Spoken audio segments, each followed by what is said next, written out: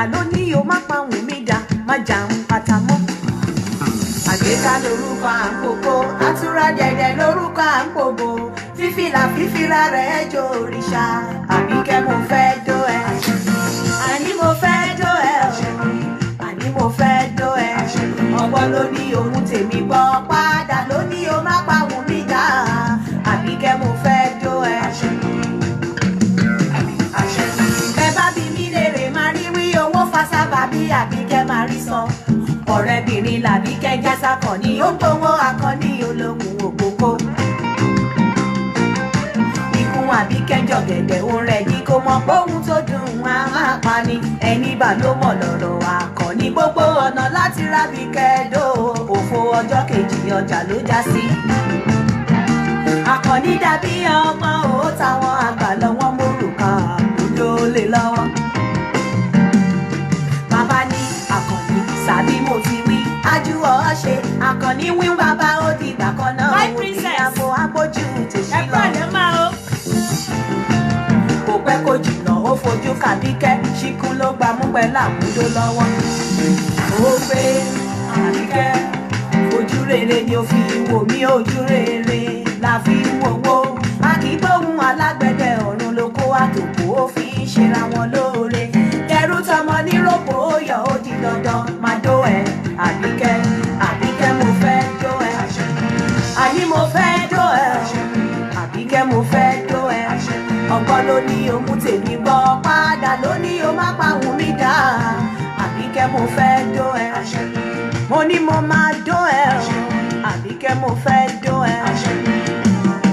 Akọni ń pé gbogbo rẹ fún mi gbogbo kìíní dárí jọjì roko nínú igbó fara rẹ jì mí ẹnu ọ̀kẹ́rẹ́ lọ́kẹ́rẹ́ fi ń pọdẹ. Ìwọ Àbíkẹ́ òbò rẹ ni ó fi ṣe mí Akọni lóore o. Ìwọ Àbíkẹ́ òbò rẹ ni ó fi ṣe mí Akọni lóore. Àbíkẹ́ mo fẹ́ dó ẹ Àbíkẹ́ mo ti dó ẹ o. Irú èyí là ń máa rí mo ti mú ẹ kígbe láì lẹ́gbà dání. Mo ti mú ẹ yàtà láì jàtà rodo. Kò wá ń darẹ̀ bẹ́ẹ̀ kò jẹ tẹ́tẹ́. Àbíkẹ́ mo ti ń dó ẹ èmi Akọni ti ń dó ẹ o. Àní mo ti ń dó ẹ oníjẹkújẹ obìnrin fèyí kọ́gbọ́n ẹ jáwọ́ nínú àpótí èlò. Ẹ ṣèrántí pé ọjọ́ gbogbo tó lè ọjọ́ kan tó níhùn. Àbíkẹ́ mo ti ń dó ẹ Àbíkẹ́ mo ti ń dó ẹ mo ní mo ti mú ẹ kíkẹ́ láì mẹ́bà dání. Mo ti mú ẹ yàtà láì jàtà rodo. Ó wá ń darẹ̀ bẹ́ẹ̀ ò jẹ́ tẹ́tẹ́. Mo ti dá mìíràn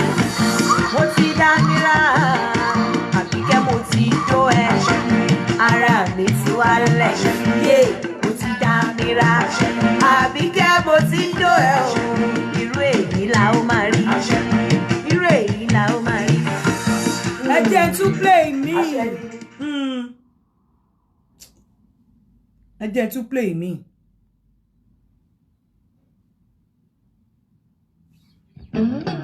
Àwọn national anthem wa nìyẹn.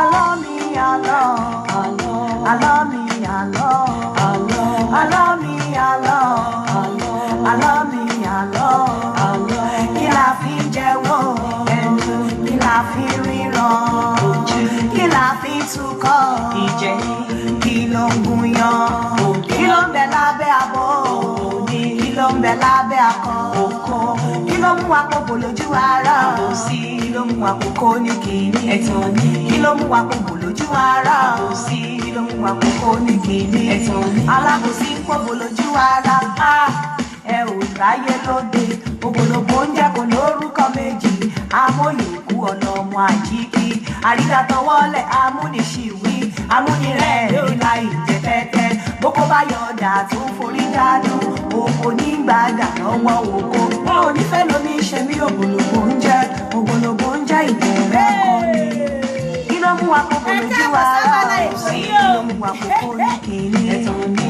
kí ló mú àpòbò lójú ara òsì kí ló mú àpòkò ní kìíní ẹ̀tàn ní ẹ̀yẹ kòkó ní kìíní òkò lóko ń jẹ́ okore o ọba ọmọ alala lulu alulu lala orí pọpọrọ ó dàbí ọparun bàbá alákẹ̀tẹ̀ lórí tó ń dán àfàìmùkọ ó pékunlé mú àfàìtọ́nà oríran òru aládùbọ́sà rògbòdò lábẹ́ pẹ̀lú kóró méjì tó ń bí ọlọ́run má yọ kó lọ́rọ̀ ààbò olórí tí fàbẹ́ mọ́ ṣílá amóríyá àmárayá gágá okó kìí ṣe kìíní okólókó ń jẹ́ ìtura ní fọ́ọ̀mù. Àjànàkú òdòbò jẹ́jẹ́ a máa dóni bí ẹni láàrí láì. Àjànàkú òdòbò jẹ́jẹ́ a máa dóni bí ẹni láàrí àfi gbàgà. Ẹ̀yin boys ẹ bá ń gbọ́bọ̀ yìí gbẹ́ o. Jàǹgbàlà jùkú ìjùkú jàǹgbàlà. Ẹ bá ń gbọ́bọ̀ yìí gbẹ́ o. Jàǹgbàlà jùkú ìjùkú jàǹgbàlà. Ẹ ti wájú ẹ tẹ̀yìn pọ́n. Jàǹgbàlà jùkú ìjùkú ẹnu mọ́. Ẹ tọ̀tún ẹ tòsì pọ́n. Jàǹgbàlà jùkú ìjùkú ẹ̀fí. Ó ń kígbe ẹ fi alẹ́ nu. Jàǹgbàlà jùkú ìjùkú ẹgbà sí. Ẹ̀gbọ́n ẹ má jẹ́ kí kan rí oúnjẹ. Jàǹgbàlà jùkú ìjùkú ẹ bá ń gbọ́bọ̀ yìí gbẹ́ o. Akọ́dá ẹyẹ o ìbàrẹ̀ ni mo ṣe aṣẹ̀dá oko aṣẹ̀dá òbò aṣẹ̀dá ìpọ̀n ìbàrẹ̀ ni mo ṣe òṣà òkè ẹjẹ́ ojú mi ṣe irọ́ ló mi pa ìdí òòtà ẹ̀ o irọ́ ló mi pa irọ́ ló mi pa fúra òòtà ẹ̀ o ta ni ó mọ̀ pórí oko torí ọmọ ta ni ó mọ̀ pórí oko torí ọmọ o irọ́ ló mi pa ìdí ò gbọ́dọ̀ ta ẹ o irọ́ lẹ́mí pa obìnrin irọ́ lẹ́mí pa ojú òbò gbọ́dọ̀ ta ẹ o èèwọ̀ ni irọ́ ló mi pa mo ní irọ́ ló mi pa ojú òbò gbọ́dọ̀ ta ẹ o ta ni ó mọ̀ pórí oko torí ọmọ ta ni ó mọ̀ pórí oko torí ọmọ o irọ́ ló mi pa àwẹ̀ irọ́ ló mi pa ojú òbò ta ẹ o ẹ jẹ́ n tún kọ lẹ́ẹ̀kan sí irọ́ ló mi pa Yétúndé irọ́ ló mi pa Bílíkì irọ́ ló mi pa Àjọkẹ́ ìdí òòtà ẹ o irọ́ ló mi pa ojú òbò gbọ́dọ̀ ta ẹ o ta ni ó mọ̀ pórí oko torí ọmọ ta ni ó mọ̀ pórí oko torí ọmọ o irọ́ ló mi pa irọ́ ló mi pa irọ́ ló mi pa máa jẹ́ òbò ta ẹ o ẹ kúrọ̀lẹ́ kú dédé wòye ẹ kú bójú ọjọ́ ṣe rí ẹ jẹ́ kí n kọ́kọ́ sọ fún yín pé ètò yìí 18+ ni ẹ jẹ́ kí n kọ́kọ́ sọ fún yín wípé ètò yìí àní máa ṣe kó pé 3 hours mọ́ ẹ jẹ́ wọ́n ní ṣókí báyìí lọ́bẹ̀ oge ẹ jẹ́ ká máa ṣe ní 1 hour bí i 1 hour 20 minutes àwọn èèyàn á lè lọ padà lọ wò ó ẹ jẹ́ ká rántí àwọn Naija bí nítorí data wọn then so that a lè máa wá ẹ wò tá bá ṣe part kan lẹ́nìí á conclude ní ọ̀la but lẹ́nìí interactive section ni gbogbo ẹ̀yin ọkùnrin tẹ́ ẹ ní oko ńlá ẹ súnmọ́ bí gbogbo ẹ̀yin obìnrin tẹ́ ẹ ń tìtorí oko ńlá sá ẹ súnmọ́ bí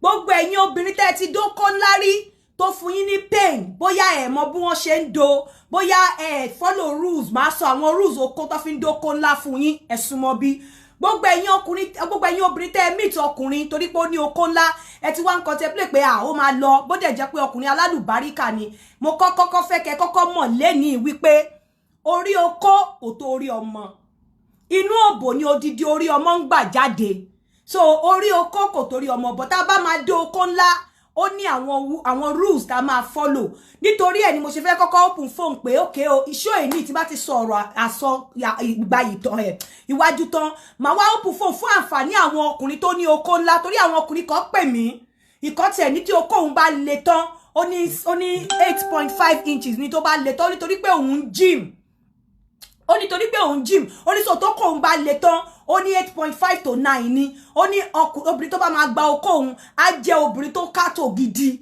so ẹ̀yin ọkùnrin tẹ́ ẹ ní oko ńlá mo ti réyàn kan tó sọ pé àwa rèé o mo fẹ́ kẹ́ ẹ máa pè láti educate àwọn ọkùnrin ẹgbẹ́ yín tó lóko ńlá bí àtìyàwó wọn ti sá torí tí oko ńlá bá le tán nígbà míì tí ó bá jẹ́ obìnrin tó mọ rules oko ńlá ẹ̀rù á kọ́kọ́ bà á tí oko bá le tán gbà míì even ó máa ń ba olóko lẹ́rù torí pé èèyàn láti àwọn tó tún lóko ńlá gan ọ̀pọ̀lọpọ̀ wọn ò mọ bí wọ́n ṣe ń pààkì ẹ̀ so ká tó débẹ̀ yẹn mo kọ́kọ́ fẹ́ yànyàn náà kọ́kọ́ tí mo post lánàá nípa pé àwọn ọkùnrin tí ò ṣe responsibility wọn máa ń tètè kú mo ní ìkan nínú àwọn nǹkan tó máa ń fa ikú wọn tí èèyàn bá pọ̀ tó bá ń fi ọkàn ṣe pè fúnyàn àdúrà obìnrin ó lágbára púpọ̀ lórí ọkọ àdúrà obìnrin Ọlọ́run fún àwọn obìnrin ní àṣírí tí ọ̀nà ẹ bá dojúrú tó ń tọ́jú obìnrin ẹ tó ń tọ́jú ilé ẹ obìnrin ẹ tó bá bọ́ sí wòwò tó bá ṣe àdúrà lórí ẹ pé Olódùmarè ọkọ mi ó ń go through nǹkan kan báyìí bá mi dá sí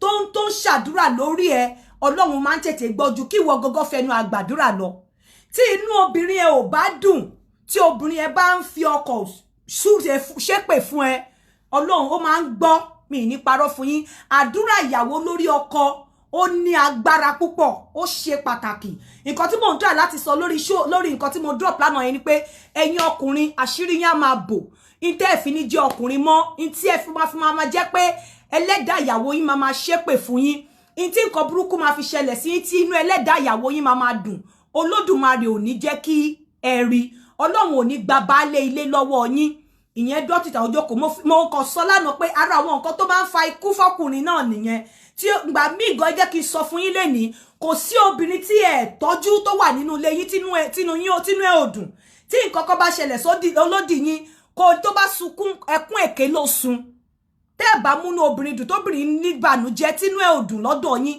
tí nǹkan kan bá ṣẹlẹ̀ bóyá onítọ̀hún kú bóyá ọkọ kú ẹkún èké ni ó máa gbàdúrà torí ọ̀pọ̀lọpọ̀ obìnrin tó wà nílé ọkọ wọ́n máa ń ṣe sábà bí ọkùnrin míì tó máa ń fẹ́ ṣàánú wọn bẹ́ẹ̀ nítorí pé wọ́n ti wà nílé ọkọ wọn ò gbúdọ̀ kákàkàkà mọ́ ọ lọ́wọ́ wọ́n máa sá á wá wò pé ó ò ṣe ẹni tó máa ràn ọ́ lọ́wọ́ ò jẹ́ kó ò ṣe inú ẹ̀ ò ní dá sí ẹ tó o bá kú ó máa ṣàlélúyà ní àsunkún lójú ayé láti mú tẹni ayé kúrò bó ṣe wà nìyẹn mi ò parọ́ fún yín bó ṣe rí nìyẹn bẹ́ẹ̀ obìnrin tó o bá tọ́jú tó o bá kú gan á find it difficult láti lọ pẹ̀lú ọkùnrin míì a máa ní no òun ò rò bóyá ọkùnrin tó lè ṣe bí ọkọ òun sí òun ò rò pé ó lè wà a máa sá irú àwọn obìnrin yẹn ló máa ń wà very difficult láti go on láti move on pẹ̀lú life wọn bẹ́ẹ̀ má jẹ́ kí n tàn yín o àdúrà ìyàwó ó ṣe pàtàkì lọ́ra ọkọ and kí o tó lè máa rí ẹ̀yọ́nú ìyàwó ẹ ó láti máa tọ́jú ẹ lóòrèkóòrè kó lè máa fi inú ṣe àdúrà fún ẹ èmi ti rí obìnrin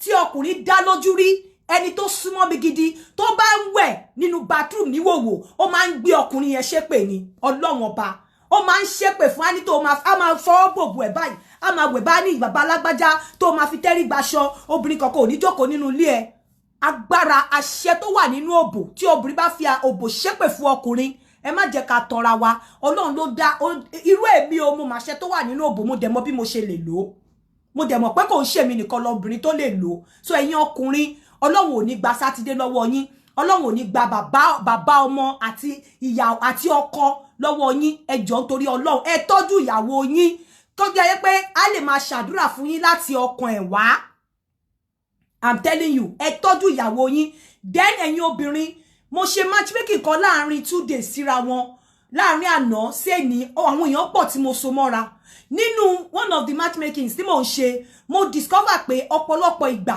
àwọn obìnrin a máa ń sọ àwọn ọ̀rọ̀ a máa ń ṣe ìwà wa ń gbà mí a máa fi ń dalẹ̀ ara wa rú láàrin àwọn nǹkan tí mo rí ni wípé ẹjọ́ nítorí Ọlọ́run àwọn obìnrin míì ọ̀rọ̀ àṣà ọ̀rọ̀ àlùfàǹṣá ọkùnrin fẹ́ kẹ́ treat wọn bí ọba ìgbà míì o ti decide nǹkan tó fẹ́ ṣe nínú ẹ̀ nǹkan tó dẹ̀ fẹ́ kọkùnrin bẹ́ẹ̀ gbà nìyẹn but ó ní bó ṣe máa gbé kalẹ̀ fún ọkùnrin ẹ jẹ́ kí n sọ story nǹkan tó ṣẹlẹ̀ ọmọbìnrin yẹn ó pretty inú ẹ̀ dá ọmọ tó dá ni kò ń ṣe ọmọ àṣà ṣùgbọ́n ó dá àwọn nǹkan kan lu níbi ojú ẹ̀ bí mo dẹ̀ ṣe rí mo wá ní mo ní bó ṣe dá gbogbo ẹnu lu yìí ṣé ọkùnrin tó fẹ́ ìṣó máa gbà ó ní even bàbá mi gan ò lè stop mi láti má ṣe mo ní ìyẹn arrogance nìyẹn má sound bẹ́ẹ̀ yẹn ẹ̀yin obìnrin mo fẹ́ kẹ́ mọ kíní kan lẹ́nìí ó ṣeé ṣe kí ìyá yín fẹ́ sọ pé kẹ́ ṣe nǹkan kẹ́ ní irọ́ ẹ̀ nígbà bàbá yín lè stop yín pé kẹ́ ṣe nǹkan kẹ́lẹ́ nígbà yín yóò mí pé tọkọ yín bá ní kẹ́ ṣe kíní yẹn kẹ́lẹ́ nígbà o ipò bàbá yín ọ̀tọ̀ ipò ọkọ yín ọ̀tọ̀ bàbá yín ò lè bá yín sùn ṣùgbọ́n ọkọ yín lè bá yín sùn so tẹ́ bá ń gẹrun tí bàbá yín bá sọ pé kẹ́ dirun tó dẹ̀ pé irun gígẹ̀ ló wù yín o lè sọ fún bàbá ẹ pé irọ́ sẹ́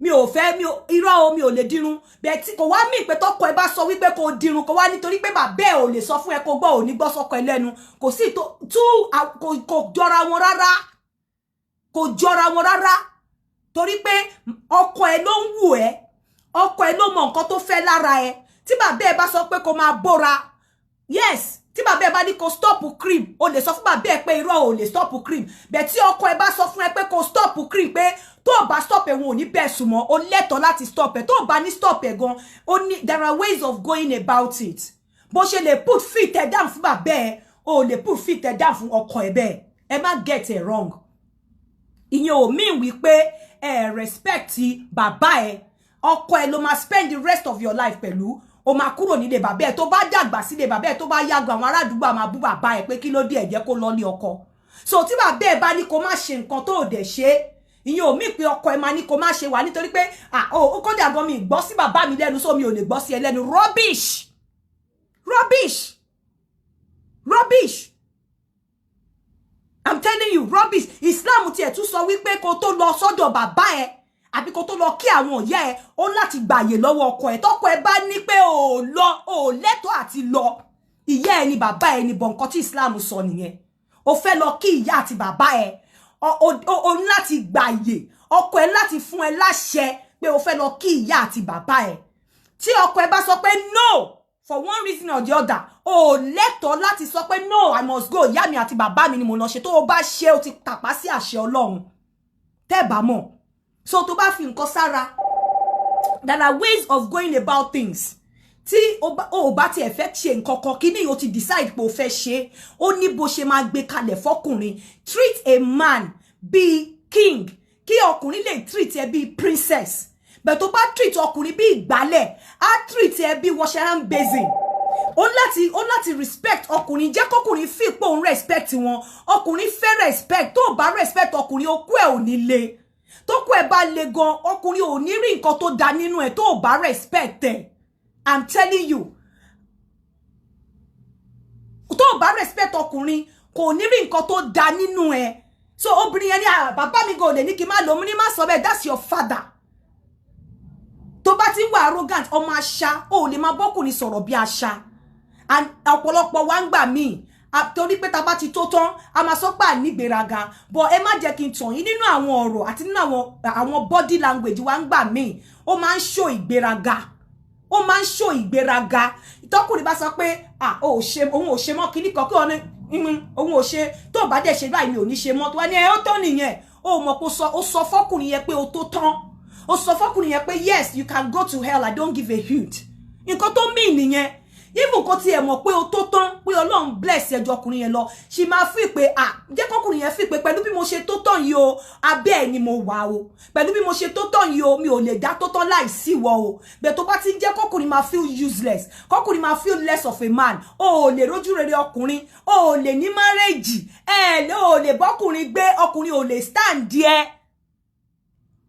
èmi náà ní tèmi I'm not mo sọ̀rọ̀ bí saint but mo fẹ́ sọ nǹkan kan fún yín nígbà tí mo ń fly mo ti ṣe flight wá sílùú yìí rí ọkọ mi ní kí n má gẹrun mi irun dẹ̀ wù mí gẹ̀ mo wá mú bleach mo wá bleach irun mi wá di pé ó wá ń já bútúbútú báyìí tó ti ń já mo dẹ̀ mọ̀ pé mo fẹ́ gẹrun mo láti gbé phone láti bí níwájú Ọlọ́run àti èèyàn láti London mo pe Nàìjíríà pé lágbájá mo fẹ́ gẹrun mi ò lè gẹrun ẹ mo wá wo fídíò mo ní wo bó ṣe ń tu òun ló wá pàpà sọ pé kí n lọ gẹ̀ mo ti mọ̀ kó máa ní kí n gẹ̀ but bí wọ́n bá ṣe gbé sílẹ̀ ó really matter ẹ má jẹ́ ká máa African man kò sí bó ṣe lè lówó tó African man tí ò bá ń ṣe ọmọ àlè kò nígbà kó tẹ ojú mọ́lẹ̀ kò nígbà kó relegate status zone to the background àfi African man alátẹnujẹ ló máa ṣe boy fún tó dẹ̀ máa ṣe boy ilé ẹlẹ́yìn tó máa ṣe boy ilé ẹlẹ́yìn a láti ní àwọn tá fi ń bá ọkùnrin sọ̀rọ̀ ká fi máa make ọkùnrin look like a king nínú àwọn wa ẹ jẹ́ ká fi ọkùnrin ká bá wọn sọ̀rọ̀ bí pé king ni wọ́n kẹ́ wá wò bóyá àwọn náà ò ní treat wa bí princess bẹ́ẹ̀ tó bá ti ń treat ọkùnrin bí second hand citizen ọkùnrin á treat ẹ bí third hand bí fourth hand bí fifth hand pàápàá bẹ́ẹ̀ ẹ jẹ́ ká treat wọn bí ọba káwọn náà lè treat wa bí ọmọ ọba even báwo bọ́n bá tiẹ̀ ṣe ìlàsẹ̀gẹ̀rẹ̀ gan nǹkan tí mò ń sọ yìí mo rí nínú ìwà ẹnìkan tí mo match me mo dẹ̀ rí pé ọmọ tó dáa ni ọmọ tó dáa ọmọ tí inú ẹ̀ dáa ni ṣùgbọ́n àgbékalẹ̀ ọ̀rọ̀ ẹ̀ ó lè lọ ní problem nínú àgbékalẹ̀ ọ̀rọ̀ ẹ̀ kí kò máa sọ pé bàbá mi gan ò lè gbà lọ́wọ́ mi bá bẹ́ẹ̀ ni ò lè gbà lọ́wọ́ ẹ ọkọ á gbà lọ́wọ́ ẹ ìyá ẹ ò lè sọ̀rọ̀ fún yẹ kí o kọ̀rọ̀ sí ìyá ẹ lẹ́nu bọ̀ ọkọ ẹ ò gbúdọ̀ kọ̀rọ̀ sí lẹ́nu ìyá ẹ nìyẹn ẹ ti jọjà láàrin fi ara yín nítorí ẹ ló ṣe dàbẹ́ ni pé bó ṣe máa bá ìyá ẹ sọ̀rọ̀ gan o lè má lè bá ìyá ọkọ ẹ sọ̀rọ̀ bẹ́ẹ̀ torí ìyá èèyàn alárìnfín èèyàn ni bàbá èèyàn ń gbà mí alárìnfín èèyàn ni but regard máa wà díẹ̀díẹ̀ but tí bàbá ẹ bá sọ pé o ò lè fo kéńkè tọkọ ẹ bá ní kéńkè yẹn wàá fò at the end of the day tó bá jó lórúkà ni ẹ tó bá kú ilé ọkọ náà máa sin ẹ sí wọn lè gbé ẹ lọ sin sílé àwọn bàbá àwọn parents ẹ please ẹ jọ̀ọ́ nítorí Ọlọ́run ẹ jẹ́ ká ní àwọn tá fi ń bá ọkùnrin sọ̀rọ̀ ẹ jẹ́ kọkùnrin náà ní àwọn tó fi ń bá obìnrin sọ̀rọ̀ ẹ má jẹ́ ká máa bá ọkùnrin sọ̀rọ̀ bí àṣà ẹ má jẹ́ ká máa bá ọkùnrin sọ̀rọ̀ bí pé mo ti tó tán whatever tó bá fẹ́ lọ kó lọ tó bá ń ṣe kọkùnrin pé òun láti jẹ́ kọkùnrin feel pé without you ó ti ẹ̀ mọ̀ lọ́kàn ẹ pé without ọkùnrin yẹn you will survive but let him feel like a king pé ìwọ ló tì mí lẹ́yìn and ẹ lè sọ pé tọkùnrin bá wo ọkùnrin gbà mí tọkùnrin bá wọnú ayé ẹ nígbà mí ọkùnrin tó bá máa da from day one ló ti máa mọ̀ àwọn tí mo matchmake ní ìjẹta tí bá sọ fún yín pé àṣà today ní ìdájí èní mo matchmake wọn ní lánàá ní alẹ́ àná àṣà ìdájí èní problem tí lady yẹn tó ti ń tiraka láti solve bọ̀bọ́ yẹn dẹ̀ solve ẹ̀ fún ní 5 a.m. látàárọ̀ problem tó ti ń bá yí tipẹ́tipẹ́ ẹ lè sọ pé ọkùnrin bá wo unfortunately nígbà tó lọ́ọ́ máa dá wa mo sọ fún yín kò fẹ́ dóbìnrin ọkùnrin ló fẹ́ dá ó dẹ̀ ti dọ́kùnrin after thought ló ṣe wá wò pé jẹ́ kí n dá obìnrin àsolùrànlọ́wọ́ nígbà tó tún wá máa ṣe paríparí ó tún yọ nínú ìhà ọkùnrin ó tún fi áàdì ẹ̀ mọ́ obìnrin so fúnra ra Ọlọ́run ó ti gbé adé fún ọkùnrin láti ilẹ̀ gbogbo ọ̀rọ̀ equality and diversity irọ́ ló bá dé àṣẹ Ọlọ́run ni wípé orí ni wọ́n tẹ́ bá dẹ̀ fẹ́ treat wọn bí ìrù tó bá jẹ́ ọkùnrin tó mọ nǹkan tó ń ṣe tí ò ń ṣe olòṣì amúkalẹ́gbẹ̀ẹ́ tó ti fi pátá gbá lórí kò ní gbà ọkùnrin tí wọ́n ti fa tí wọ́n ti fi ìtọ́ fi ti gbá lórí kò ní gbà kẹsọ̀hún kẹ relegate status on to the background nígbà tó jẹ́ pé Ọlọ́run ọba tó dá wa gangan ó ti gbé ọkùnrin síwájú Ọlọ́run ọba tó dá wa gangan ó ti fi ọkùnrin ṣe king ó ti fi ọkùnrin ṣe ọba ò lè wá treat ọba bí ẹrú ọba ò ní gbà fún ẹ ní ọba tó bá mọ ipò ẹ̀ àsọba torí Ọlọ́run fúnra rẹ̀ ó ti sọ ọkùnrin di ọba ò ní gbà kó sọ òun di ẹrú nígbà tí bàbá ti sọ wípé ọba ni ó láti treat ọkùnrin bí ọba kó lè treat wọ bí ọmọ ọba please ẹ jẹ́ ká stop gbogbo àwọn ìwà àṣà ìwà I can live by myself gbogbo àwọn kinní yẹn àtọwọ́dá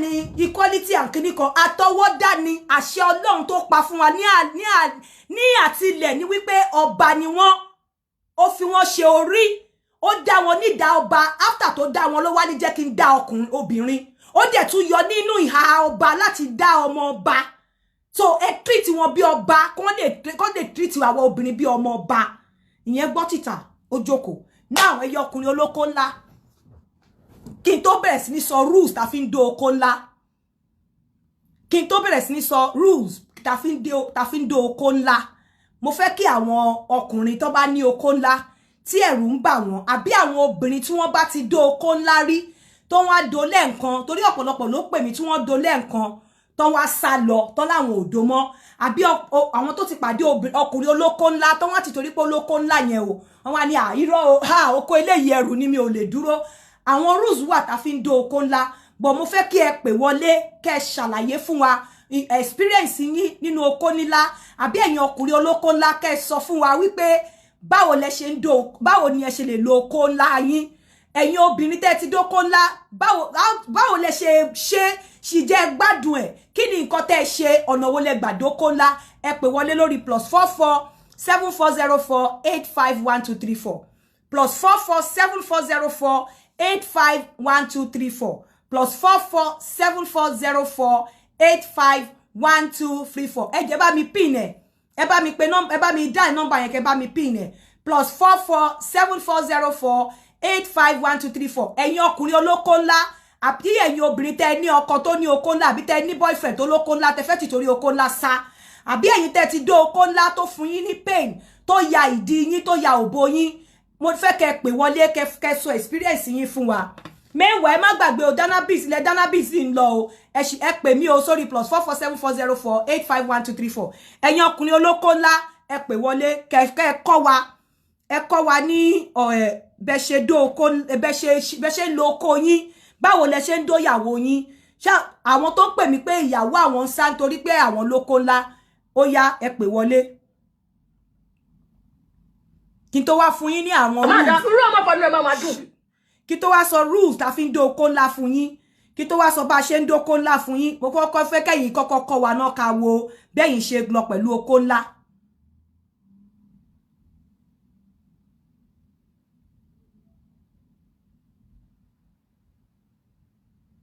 Hello. Hello, my sister. Yeah. Ẹ kúrọ̀lẹ́ o. Yes, ma. Mo fẹ́ dá ṣètò yìí ni. Okay. Mi ti já garanti mo ti dé láti hospital. Ẹ ṣé mà. Ó yá dá sí. Tẹ́ bá ń sọ nípa oko ńlá, èmi ti dóko ńlá rí. Báwo lẹ ṣe ṣe? Ẹ kọ́ wa kí ló ṣẹlẹ̀? Nǹkan tó ṣẹlẹ̀ ni pé ẹni tó dìsájì mi. Kò tóbi jù kò kéré jù. Okay. Gbogbo di máa jáǹgbà yẹn náà. Ṣùgbọ́n lẹ́yìn òun, ẹni tí mo bí àwọn ọmọ mi fún okú ẹ̀ tó fi sẹ́ pé jọmọ kọ́kọ́ rí bẹ́ẹ̀ mo pariwo pé kí leléyìí ṣé mo fẹ́ gba eléyìí ní ìbẹ̀rẹ̀ pẹ̀pẹ̀ ó máa ń dùnyàn ṣe pé kò sí ni wàá máa ní tiẹ̀ ní gbogbo ìgbà ẹ kódà kẹrọ five sí kẹrọ everything sí you still have the tears ṣó ti yé yín ṣùgbọ́n gbà tó wá yá ó wá di pé a máa fi oil tábà ti fẹ́ bára wa sùn oil la máa lò tábà ti fẹ́ bára wa sùn oil la máa ń lò tábà dẹ̀ ti ń lo oil yẹn bébí dẹ̀ ṣe ń dọ́gbọ́n rèé tó gbà mọ̀ ó máa ń dùn mí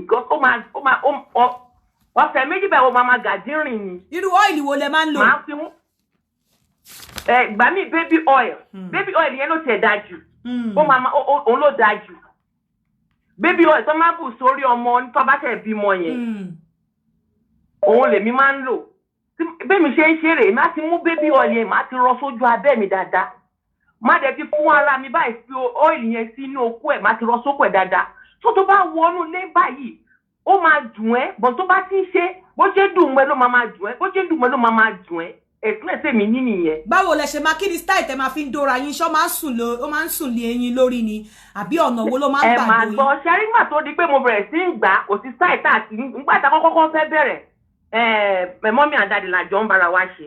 Okay. then kò tún wá ṣe kó tún wá tóbi nìkan ó tún wọ́ díẹ̀.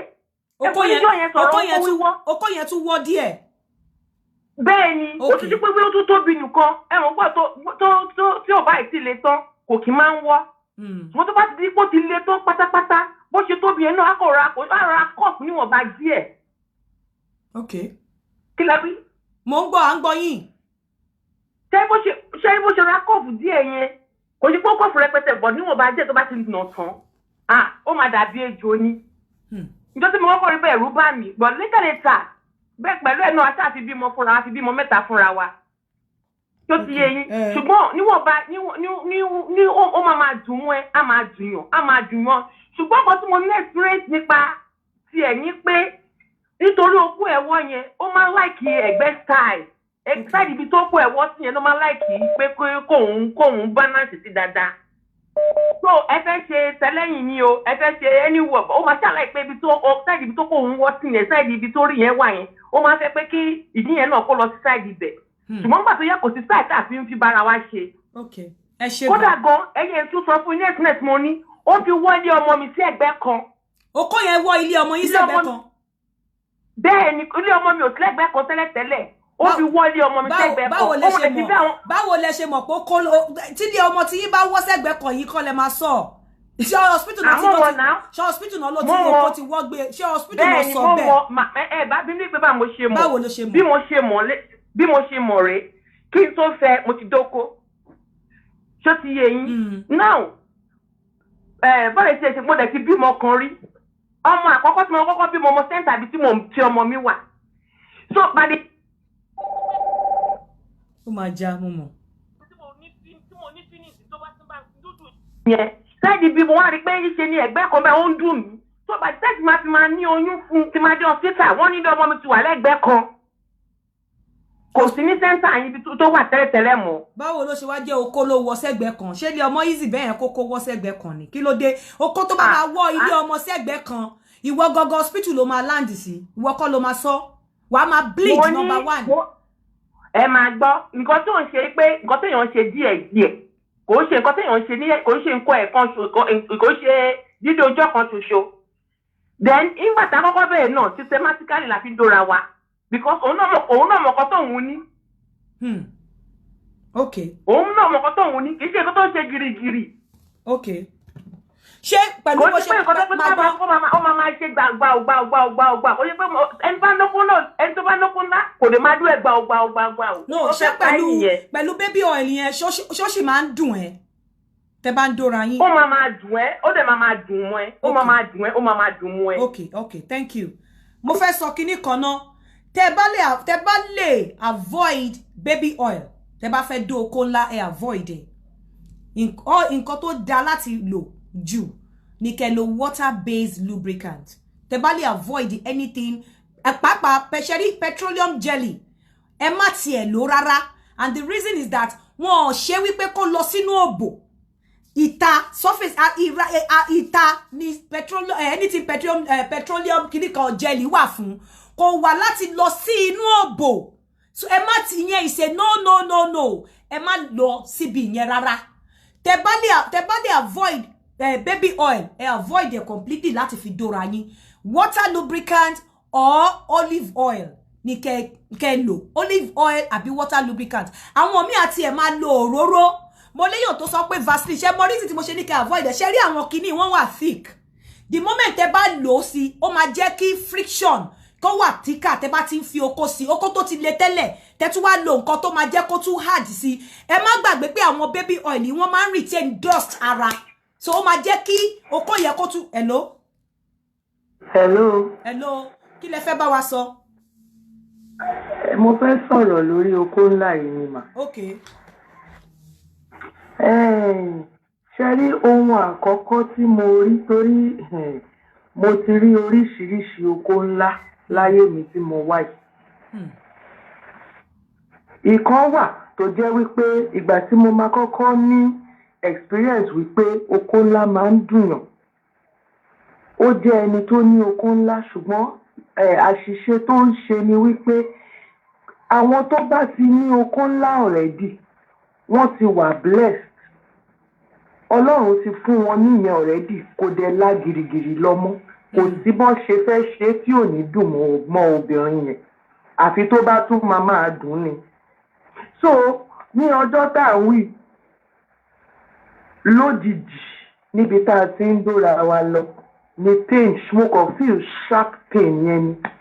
Ó dàbẹ́ ní pé mo máa kú lọ́jọ́ tá à ń wí yìí. At the end of the day a ní láti pe doctor lórí fóònù torí ó ń sọ pé ká lọ sí hospital. Mo ní nígbà tí mo bá dé hospital ẹjọ́ kí ni mo fẹ́ sọ fún doctor? Màá sọ fún doctor pé wọ́n ń dó mi lọ́wọ́ ni mo ṣe fẹ́ kú báyìí. Mo ní let us just call a doctor. A dẹ̀ pé doctor dẹ̀ sọ oògùn tí a máa rà. In fact speed of light ló fi dé pharmacy tó lọ ra oògùn yẹn wá. Ìyẹn kan. Èyí tí mo tún wá rí lẹ́yìn yẹn tó jẹ́ wípé látijọ́ tí mo ti délé ayé di bí mo ṣe ń sọ̀rọ̀ yìí ní ètò tí ìrírú ẹ̀rí. Ẹni yẹn tún wá jẹ́ dókítọ̀. Torí okó yẹn mi gbọ́dọ̀ pè ní condition kò níyàwó ńlé ṣùgbọ́n obìnrin méjì ọ̀tọ̀ọ̀tọ̀ ló bímọ fún.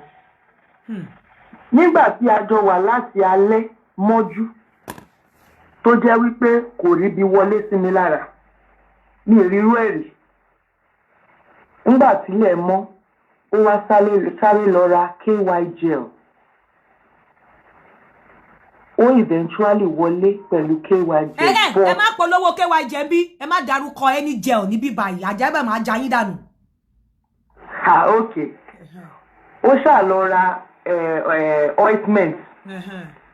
That was how ó wà able láti wọlé. But kò wá dùn mí tó èyí tí ò tóbi tó tiẹ̀ yẹn. Ìdí ni wípé òun ti ní experience yẹn. Ó ti mọ̀ wípé o ò lè nírú nǹkan bẹ́ẹ̀ yẹn kó máa ṣe gìrìgìrìgìrì. Òun láti tẹ̀ jẹ́jẹ́ ni. Kò dẹ̀ sí lẹ́yìn ìgbà yẹn mo ti lóríṣiríṣi. Kò sí position tí ẹni tó nírú nǹkan báyìí tó fẹ́ ṣe tí ò lè ṣe pẹ̀lú obìnrin. Ó ní àwọn position tí ò lè ṣe pẹ̀lú obìnrin o. Ìyá mi. Tí ò bá mọ̀ lò. Ó ní àwọn gbogbo ẹ̀ lọ́ máa sọ mo fẹ́ gbọ́ views àwọn èèyàn ni. Ó ní àwọn tó bá ní okó ńlá you must know how to use okó ńlá tó bá fẹ́ ba ayé obìnrin jẹ́ tó bá fẹ́ pa obìnrin tó bá fẹ́ kóbìnrin máa sá fún ẹ a máa sọ.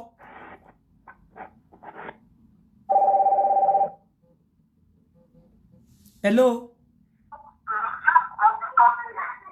Hello, ẹ sọ̀rọ̀ sókè. Hello, ẹ kúrò lẹ́mọ̀ o. Ẹ kúrò lẹ́ o, kí lẹ ní sẹ́yìn lóko ńlá ni sà? Ìsìsì nǹkan ẹ kúrò lẹ́sẹ̀ dátẹ́lẹ́wà. Àdúpẹ́ sẹ́yìn lóko ńlá ni sà. Bẹ́ẹ̀ ni o. Ṣé fẹ́ kọ́ wa ẹ̀dẹ̀ ń rẹ́rìn ṣé fẹ́ kọ́ wa bó ṣe lóko ńlá ni? Ọ̀dọ̀ tí yẹn lè gbà lò pọ̀. Báwo lẹ ṣe ń lò ó? Kí ni how many inches lóko yín? Wọ́n ti rẹ́rìn lọ. Ẹnìkan ń pè mí lórí WhatsApp. A máa sọ bí wọ́n ṣe ń lò ó. Hello. Hello. Hello. Hello. Ẹ ti gbé kọ́ méjì papọ̀ olóòtú. Irọ́ o, ẹ máa sọ̀rọ̀ yín. Ẹ kú ètò ìyá mi. Ṣẹ́yìn lóko ńlá ni sà. Oko ńlá wà, oko ńlá tó fi ń dẹ́rù bà àwọn ìyá kọ̀ọ̀kan, oko ńlá wà bí èmi lóko ńlá tèmi o. Kí ni size oko yín? Oko mi at least ń sìn nígbà tí mo wọ̀n last ń sìn 6 inches. Oko yín ò tóbi, à ń sọ àwọn oko tó bẹ̀rẹ̀ láti 8.5 sí 9 inches.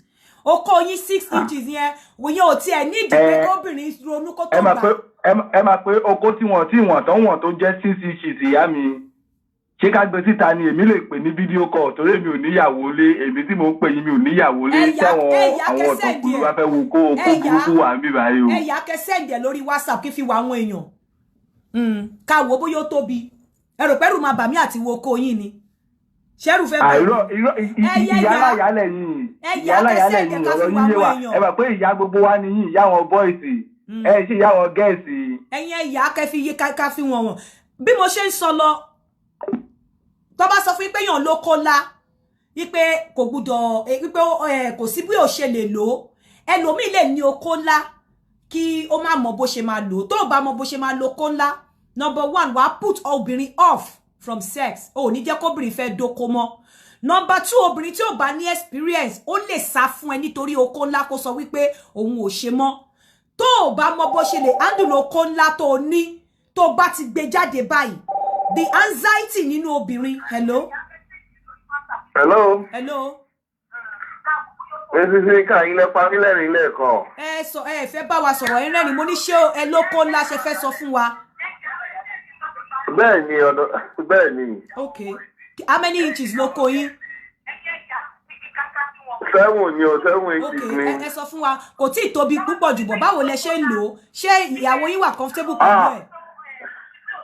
Ó wà o. Mrs. Nka, ó lágbára. Ẹ sún kúrò níbi tẹ́ ti gbọ́ bẹ́ẹ̀ lè máa gbọ́ méjèèjì pọ̀ sà. Okay, báyìí nǹkan ṣe ti ń gbọ́. Ṣé ń gbọ́ báyìí? Báwo lẹ ṣe ń lo oko ńlá yín? Kò sí bí mi ò ṣe lè lo orí ìyàwó mi ẹyọ kan tí bá ti fún ó máa pariwo ni. Okay. Kí làwọn nǹkan tẹ́ máa ń ṣe kẹ́ tó bẹ̀rẹ̀ sí ní dóra yín? Ìsinsin ká àyàn ṣe wà bẹ́yìn òsì ní bọ́bìnrin ṣeré. Àní kí làwọn nǹkan tẹ́ èèyàn máa kọ́kọ́ bẹ̀rẹ̀ láti ibi pé kéèyàn mu ní pùzẹ̀ náà. Okay. Mo ṣì ń gbọ́ kíní yẹn lẹ́yìn ó dẹ̀ distract mi ẹ pa kíní tẹ́ ń gbọ́ yẹn kẹ́ concentrate sí bíbá tẹ́ bá dẹ̀ ṣetán kẹ́ padà lọ bá ó ń distract mi. Okay. Mo ṣì ń gbọ́. Okay, báyìí nǹkan ṣe ẹ ti ń gbọ́ báyìí mà. So ẹ sọ fún wa báwo lẹ ṣe máa ń lo okó ńlá yín, kí làwọn nǹkan tẹ máa ń ṣe pẹ̀lú 7 inches. 7 inches tó mi kò tóbi jù, but àwọn obìnrin mi wọ́n sì máa pariwo tá bá ní okó tóbi ó bẹ̀rẹ̀ láti 8 9. Yóò ṣiṣẹ́ nǹkan kò tóbi àmọ́ adé orí ẹ̀ ò ní agbára. Yeah, okó mi máa ti rin tẹ́pa dé orí ẹ̀ máa rí gbangba. Báwo lẹ ṣe ń lò ó? Kò sí bí mi ò ṣe lè lò kí kọ́kọ́ bẹ̀rẹ̀ láti ibi tí mo ti ń lò. Okay. Tèmi àti ẹ̀ bá ti jọ wà tá kọ́kọ́ jọ bẹ̀rẹ̀ eré tájọ ń kiss tájọ ń ṣe gbogbo ẹ̀ èmi á dẹ̀ máa bá ṣeré báyẹn kò sí gbogbo èèyàn ṣe wà tí èèyàn ní gbóbìnrin ṣeré èèyàn fọ́tà dédé lè já wọlé báyẹn lẹ́ẹ̀kan náà. That is the rule. Rule number 1 nìyẹn. Okay. Ẹlẹ́ẹ̀kejì ń gbà yẹn tí bá ti gbogbo náà ti fẹ́ ní ọtí tán tí mo rí pé òun náà ti wet because mi ò lè wọlé báyìí láti pé ó wet tó bá wet báyìí máa sọ fún mi pé díẹ̀ ìgbà mi ọmọ ló ń kàn òun lọ fún gbà mí. Ṣé máa ń sùn lé wọn lórí ni àbí báwo lẹ ṣe máa ń dóra yín pẹ̀lú okó ńlá? Sùn lékè irọ́ sùn lékè òyìnbó ti sọ ẹ́ bẹ̀rọ̀ náà ẹni sàn pọ̀. Okay sir, ẹ ṣé sir. Hello.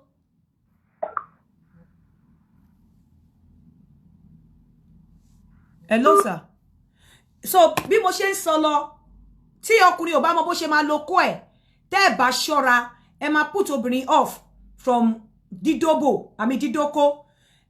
Ó lè tó bá jẹ́ pé ẹni tó wù yín láti fẹ́ àbí obìnrin yẹn wù yín láti fẹ́ tẹ́ bá ṣọ́ra ó lè push obìnrin kó máa cheat on you because anytime tó bá ti need nǹkan lọ́wọ́ ẹ̀ tó lówó tó ní anything tó lè fi assist ẹ̀ á dúró pẹ̀lú ẹ̀ kò ní fẹ́ jẹ́ let's go bẹ́ẹ̀ á lọ máa dó kọ́ńtà ẹ̀rù á máa bà á tó bá dẹ̀ ń dó ẹ á máa dó ẹ nídò wípé mi ò ní choice mi ìfẹ́ kọ́ ọmọkùnrin yìí lọ kò ní dó ẹ passionately kò ní sí passion kò ní love ẹ bẹ́ẹ̀ okó ńlá advantage ló yẹ kó jẹ́ fún àwọn obìnrin but torí pé ọ̀pọ̀lọpọ̀ ọkùnrin ò mọ̀ lò ẹ má jẹ́ ẹ tún yẹ kí sọ kíní kan fún yín okó mi wà tó jẹ́ wípé ó kàn máa rí Tinubu adé orí ẹ̀ adé bàbá akẹ̀tẹ̀ orí ẹ̀ ó máa rí gbangba ẹnu ẹ̀yẹn máa rí gbòǹgbò débi wípé á dàbí ìgbà tí wọ́n fa okó máa lù. Hello.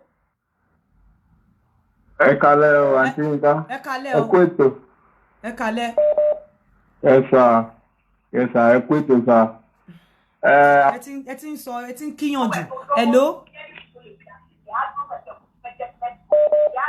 Hello. Ẹ kálẹ́ mà. Ẹ kálẹ́ ẹ sún kúrò níbi tẹ́ ti ń gbọ́ nǹkan ẹ lè máa gbọ́ mi kẹ́ tún máa sọ̀rọ̀. Àti fún bẹ́ẹ̀ ẹ ti pa. Okay. Kí lẹ fẹ́ sọ? Àti gbádé ilé ìtẹ́ tó mú wá fún wa nírọ̀lẹ́ yìí o.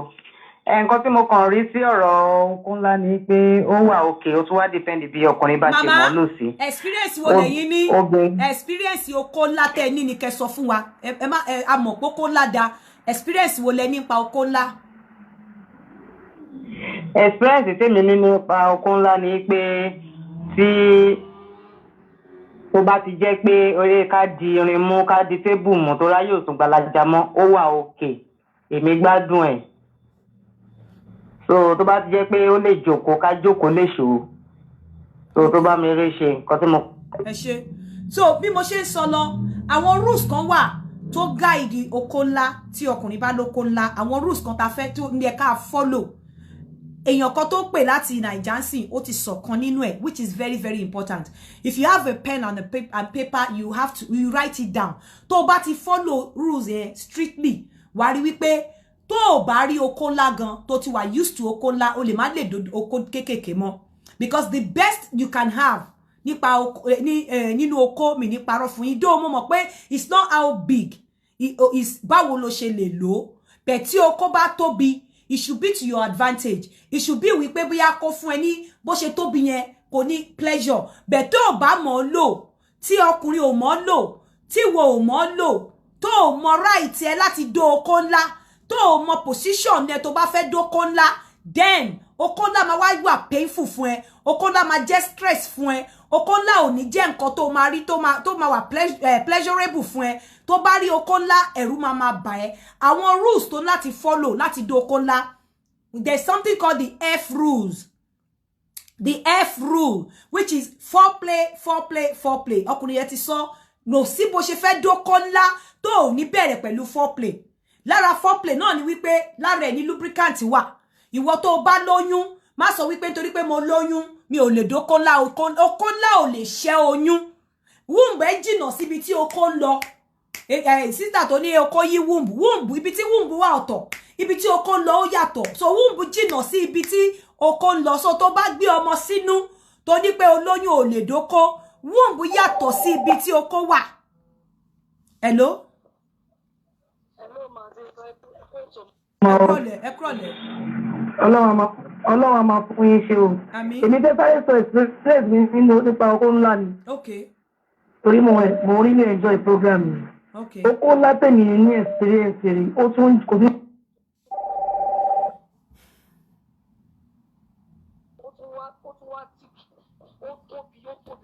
But nígbà ìpẹ́ tó lóko yẹn ó ti mọ̀ lò. In fact, ó mọ̀ lóbi bí ìṣẹ̀ fún ìpé nǹkankan. Ìgbà tí wọ́n kọ́ orí gan ìlú wọ́n ní pé ṣé lè yóò ní fàmì níbi ìyàbá. Ṣé máa lè tún lè gba ọkọ̀ tó tún kéré sí bẹ́ẹ̀ ìgbà tí ìwájú ọtí pọ̀ mọ́. But luckily for me, ní ìṣẹ̀ fún ìpé gan because ó perfect. Nígbà tí ìgbà tẹ́bí pass gan tán gan. In fact, gbọ́dọ̀ sọ̀rọ̀ ìgbọ́n mo ṣe ń fi lóko rẹ̀.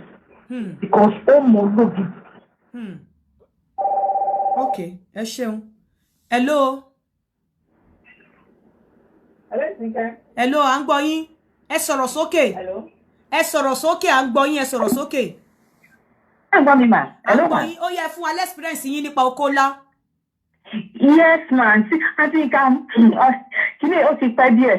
Táàmì yẹn mo ṣe ní problem pẹ̀lú marriage mi gbà yẹn. So ẹni yẹn ọ̀gá mi ni níbi iṣẹ́. Ṣé wà ń bẹ̀? Ṣé ń gbọ́ mi? À ń gbọ́ yín. Okay. Ọ̀gá mi níbi iṣẹ́. So nítorí yẹn ó ṣáà ti máa wá mi tipẹ́tipẹ́ máa ṣàmì ìṣàgbà ọjọ́ ìrìn wá jẹ́ ọjọ́ birthday mi bó ṣe bá mi ra àwọn undies nǹkan kan ṣáà ọba mi rà wá ṣé bó ṣe pé kí lẹ́yìn ẹ̀dẹ́ mo bá ní báwo ló ṣe mọ date of birth mi ló bá ń ṣe bí ibi iṣẹ́ kan lájọ wà nǹkan kan ṣe bí mi òun lọ̀gá mi ó ṣáà fún profile mi ló bá ra undies wa kí ó tó ra àwọn bathroom set kìíní àwọn kìíní bathroom nǹkan tó bìnrin ṣáà ń lò ṣáà ní bathroom ó ṣáà ra àwọn kìíní yẹn wá fún mi white pants ló bá gbé dé bọ̀bọ̀ yìí níjọ́ yẹn mo ṣe bá mi ṣeré ní wá ní àìwọ́ lágbájá kìíní kan ìgbà ló bá bẹ̀rẹ̀ ló bá yọ kìíní nígbà tí mo rí kìíní ẹ̀rù bá mi mo ní ta ló máa gbá kìíní ìwọ nìkan ló gbé kìíní ìwà ayé so ló bá ní náà kìíní kan àwọn oníyàwó òun náà máa ń sá ó ṣàbá mi ṣeré ṣàyìnká níjọ́ yẹn tí mo ṣe omi gbígbóná ni mo fi ń jòdì. Kí lẹ ṣe níjọ́ tẹ dóko ńlá?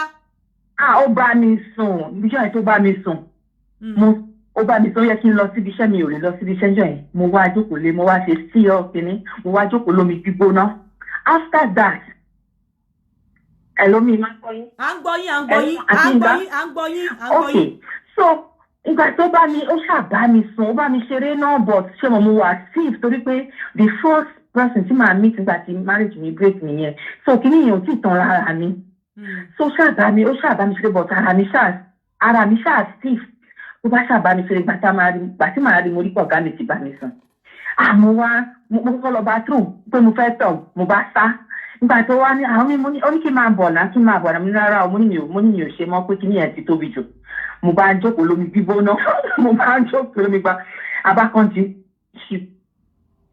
after that Ṣàyínká ó dùn bàjẹ́.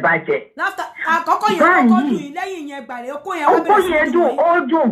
Okó yẹn dùn gan, ó wá bá mi ṣeré, ó máa jẹ mí, á jẹ òbò mi, á jẹ gbogbo ẹ̀. Ilé iná fún mi, ó máa pa ńlá, ó máa jẹ́, á ní kí n jẹ́ ká lọ wẹ̀. Mi máa gbọ́ yín. À ń gbọ́ yín, àwa ń gbọ́ yín, ẹ máa sọ̀rọ̀. À ń gbọ́ yín 100% ẹ máa sọ̀rọ̀. Okay, so wọ́n ní pé kí n jẹ́ ká lọ wẹ̀, a máa lọ wẹ̀ tàbí ìwẹ̀ tán báyìí. Ó máa bá mi ṣeré láti inú ilé tí a máa bọ́ bathroom a máa wẹ̀. So ní bathroom tí mo ti ń káàkiri ẹ̀ báyìí, ó máa kọ́kọ́ jẹ kùrọ̀ mi ní bathroom dáadáa.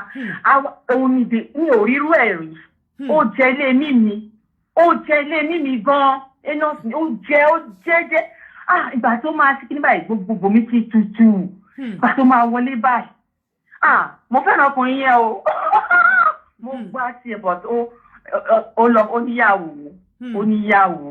Mo tó fẹ́ràn mi náà bẹ́ẹ̀ fẹ́ràn ẹ̀ ńgbà yẹn. Kókó ẹ̀ tóbi. but after ìgbà tí mo ti fomi gbígbóná jóòdì yẹn àkàn wọn ṣeré lọ ni ó jẹ́ èèyàn tó máa ń bá mi ṣeré dáadáa tó bá rí mi ó dẹ̀ máa ó wà very sexy ó máa fojú bá mi sọ̀rọ̀ á máa rẹ́rìn á máa ṣe ó ṣe sísá yín dá mi o àti ní ìkan lè sọ okó yẹn dùn okó ńlá dùn téèyàn bá mọ̀ ọdún ó dùn.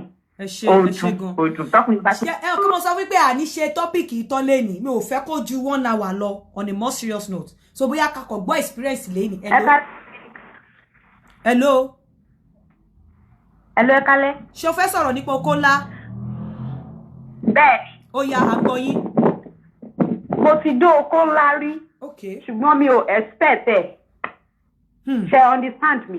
Àmọ́ pàtí wá di pé mi àti àyẹn ń ṣeré ní orí bed. So wá rí bí mo ṣe ń ṣe kódà pé gẹ́ yìí odò okó ńlá rí somehow ṣá wá fún mi ní sweet kan tó ń pè ní mentor.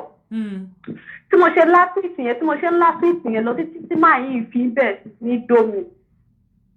Ó ti ń dómi lọ́wọ́ kí n tó máa feel pain nínú ara mi pé okó láyẹn wọ ara mi ṣùgbọ́n mo enjoy ẹ̀ pẹ̀lú nǹkan tí mo láyẹn mi ò tiẹ̀ mọ̀ rárá tí màá yẹn fi release ara ẹ̀. Irú sweet wo nìyẹn? Ṣé ó kùyàn lórun ni àbí báwo? Mentor sweet ló fún mi. Okay. Ó dà pé nǹkan tó máa ń lò fáwọn girls tó bá ń dó tẹ́lẹ̀tẹ́lẹ̀ yẹn òun nìyẹn. Okay. Ṣé understand? Okay. So bó ṣe wá fún mi ní mentor sweet ó ní kí n máa la. Ó fún mi like bí abí mẹ́rin ló kó sí lọ́dún kí n máa la. So tí mo ṣe ń la mentor sweet ẹ̀ kì í ṣe pé bóyá ó sùn lé mi lórí o. No, ó ní pé kí n dúró báyìí. So ó wá yọ̀dí mi sẹ́yìn doggy style bó ṣe ń ṣe nìyẹn. So dẹ̀ fi release. I was very, very comfortable with it. Okay. Ṣó tún wá ń wá lọ́lọ́ padà lọ́jọ́ kò yẹn? Then, mo padà lọ bá o. So láti ìgbà yẹn. Please, kí tó di pé mi àti Eddie part. Gbàtọ́ nígbà àmì ní àmì ní. Kó tó di pé mi àti Eddie part pé wọ́n gbé wọn lọ síbi iṣẹ́. At least a sì lọ bí abí ẹ̀mẹrin sẹ́ẹ̀ márùn-ún. A sì ríra. Okay. Láti ìgbà yẹn tó o bá wá rí okó tó tóbi tó yẹn, ìjẹ́ o máa ń gbádùn okó? Mi kì í gbádùn ẹ̀ wá láì mi ní parọ́ fún yín. Gbogbo àwọn ọkọ tí mo ti rí láti ìgbà yẹn náà mo rí tó gùn tí ò ní value ṣe understand. Àwọn ọkọ tó gùn tí ò ní value báwo kò yé mi. Ó kọ́ mi kan máa wà. Ó gùn kò ní. Like bọ̀bọ̀ kan sìn tí mo fẹ́ bẹ̀rẹ̀ like 2 or 3 years ago ó kú ẹ̀kọ́ gùn ni kò ní value so tó bá ń ṣe gan mi ò kí ń fi pé nǹkan kan wọ̀ mí lára bọ̀ ó kú ẹ̀ gùn. Kí ló mì bá pé kò ní value kò ní volume àbí ó gùn bọ̀ kò tóbi. Ó gùn bọ̀ kò dàbí tí mo dó ní mentor yàzín tó ó go everywhere ó ká gbogbo ó capture everything together. Ó capture gbogbo ó ní mentor yẹn capture gbogbo òbò ẹ. Ó capture ó di ipa ni kò ṣe pé ìkan wà pé ìkan wà ó show àbí nǹkan kan no ibẹ̀ yẹn ó full as no round there. Okay. So ever since then gbogbo àwọn ọkọ tó kù tí mò ń rí kò sí tó bí kí àwọn space náà wà kó máa ṣe ìjàgbọ́n lápájù so mi ní interest sí wọn. Ó ní àwọn ọkọ tó ń rí ó máa ń fún ẹ ní space nínú òbò ó máa ń ṣe jàgbàlà àbí kí ló wí?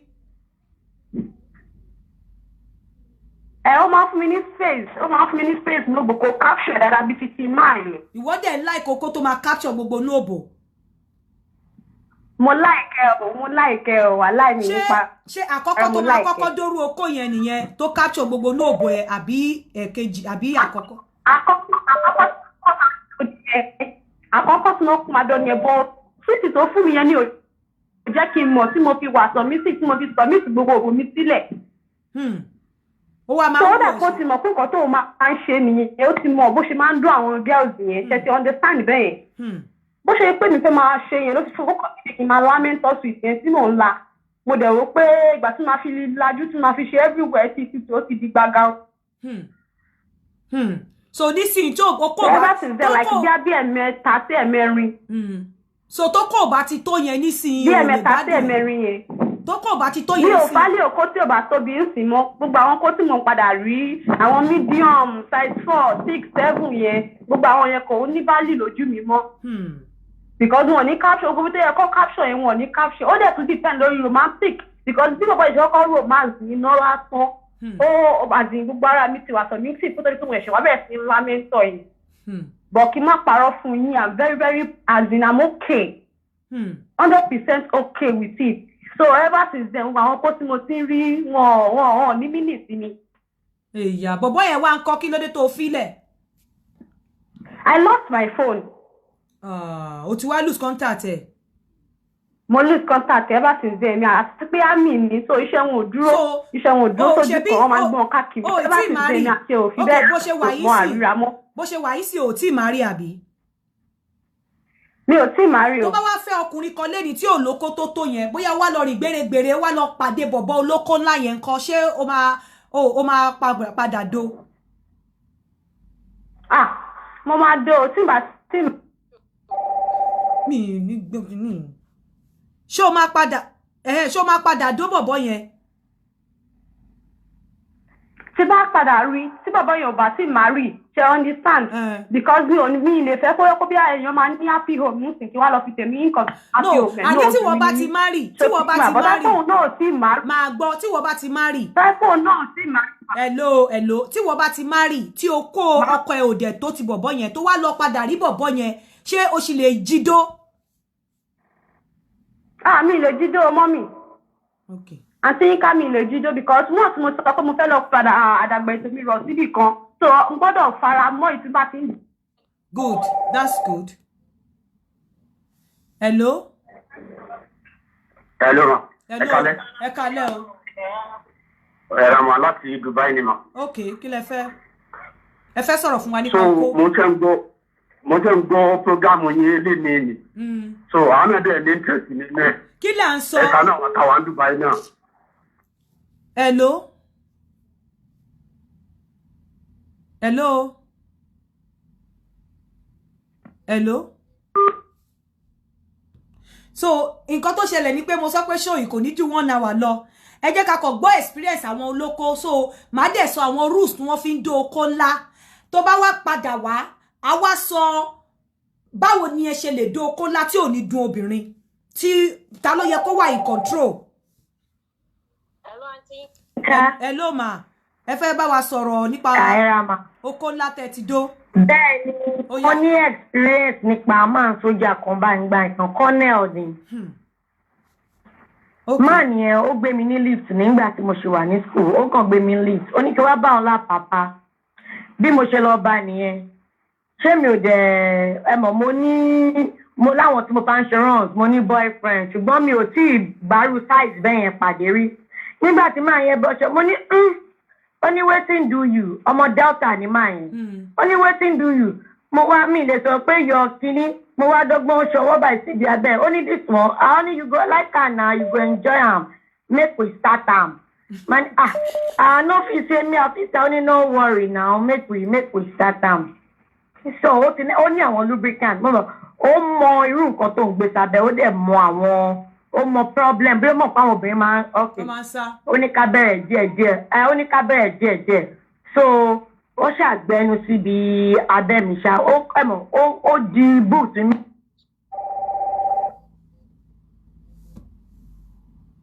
ìtọ̀ǹgẹ̀ ó fi ń ṣe lọ òkè ṣe lọ́lẹ̀. Ara mi wà ń bẹ dáadáa bó ṣe lo kíní ènìyàn o. Ẹ má pe hello ẹ má pe oko ní kíní ń bí ìṣe no. Tẹ bá fẹ́ sọ̀rọ̀ oko ẹ má pe oko ní kíní ń bí báyìí o. Ẹ dárúkọ oko bó ṣe ń jẹ́ pé oko. Àti gbọ́. So bókò yẹn ṣe wọlé báyìí. Mo wá kọ́ feel pain. Ó wá ní kí n ṣáà máa worry pé kí n relax ara mi pé kí n máa tí bá ti ń gbọ̀n tí bá ti ń shiv ara mi pé mo máa ní pain pé kí n relax gbogbo ara mi mind mi kí n open up kí n open ẹsẹ̀ gbogbo ẹ̀.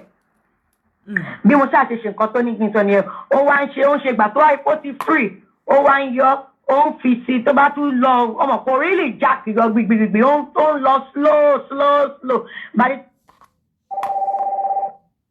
Hello.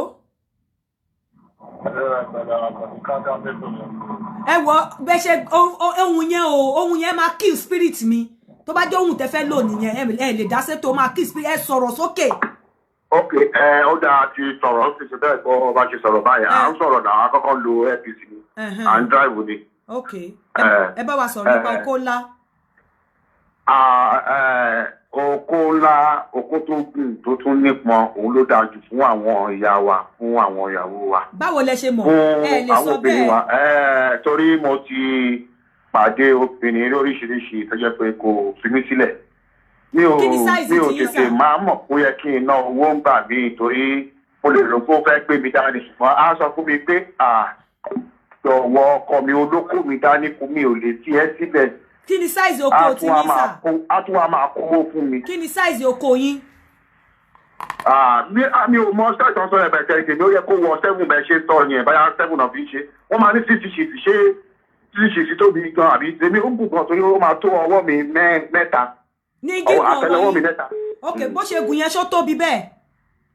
Tí mo bá dé bẹ́ẹ̀ ni tí mo bá dẹ̀ torí mi ò dẹ̀ ní ó máa sọ pé ó lóun gbogbo obìnrin tí bá pàdé ó lóun máa ń fìdẹ̀ lọ́nà fún ọ̀nà fún lòun ti ń wọ́n á complain lọ́wọ́ kan ṣùgbọ́n tó bá ti dìgbà kejì kó a ní sí complain mọ́. Ok, ẹ ṣé gan sà.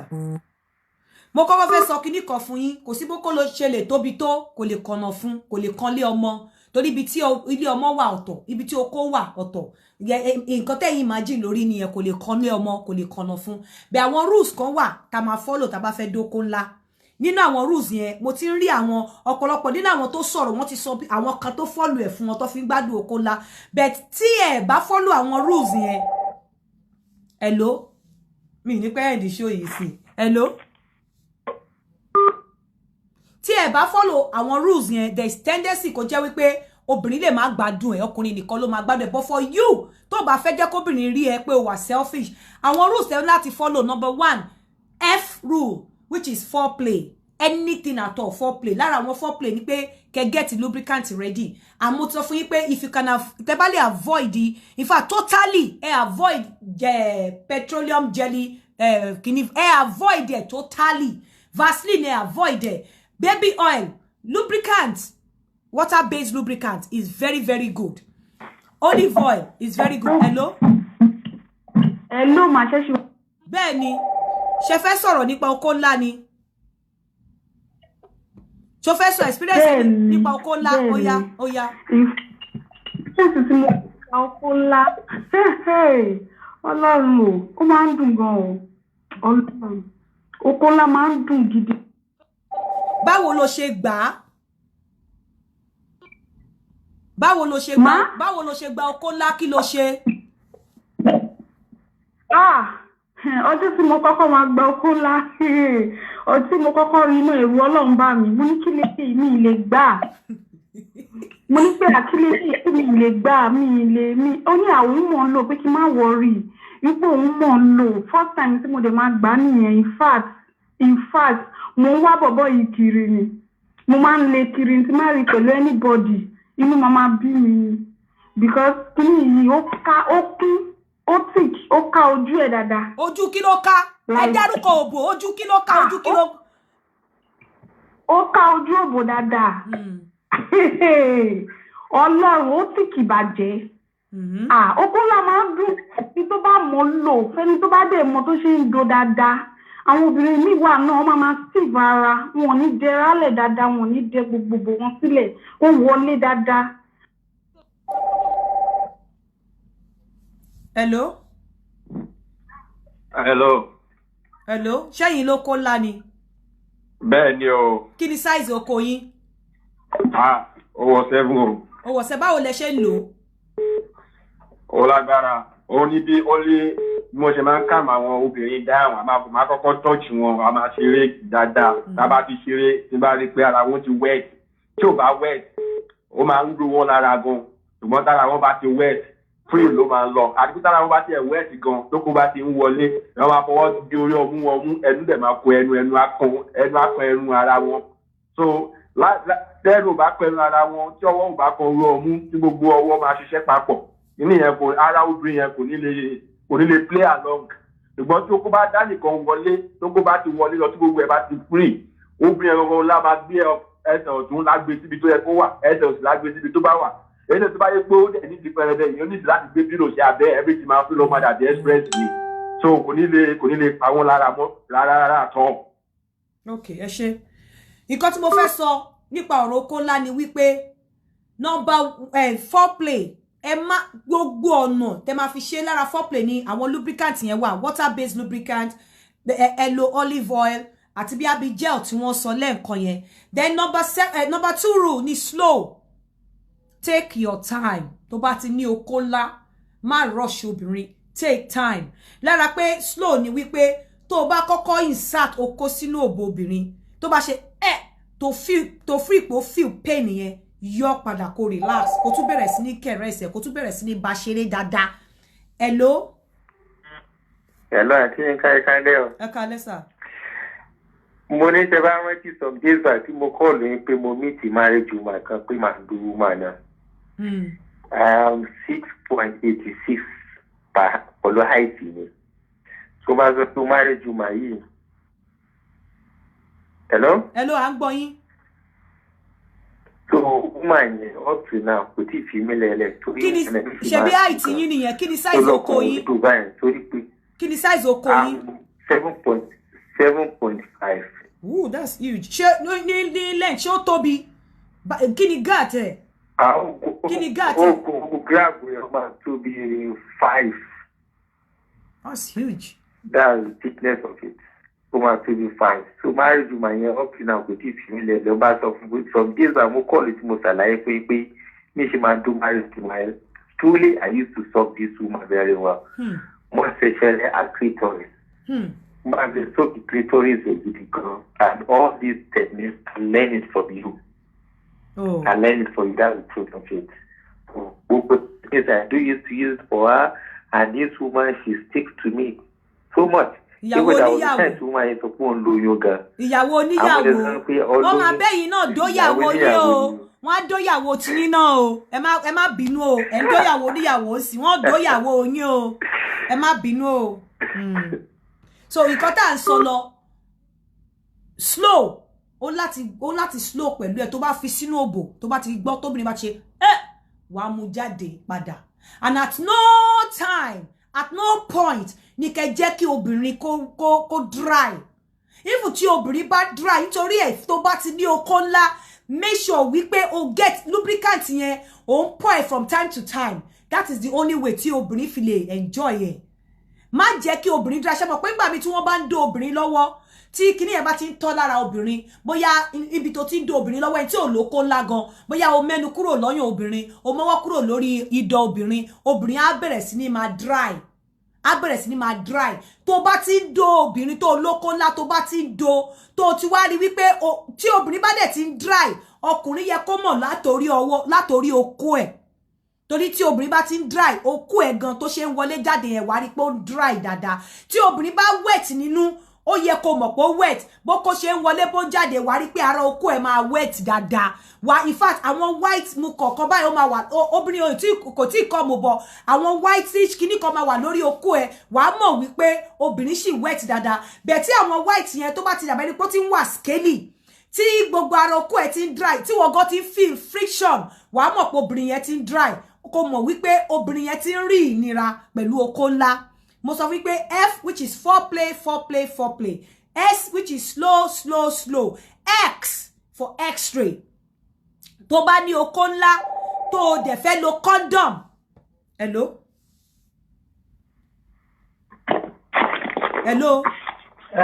sister Inga. Ẹ sọ̀rọ̀ sókè sà.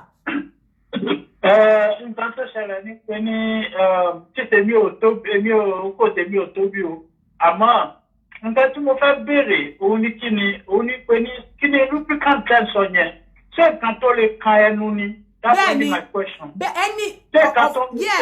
Yes lubricant tó bá jẹ́ àwọn lubricant wà irú ìtẹ́mi ń sọ yìí water based lubricant tẹ́mi ń sọ yìí ó wà edible.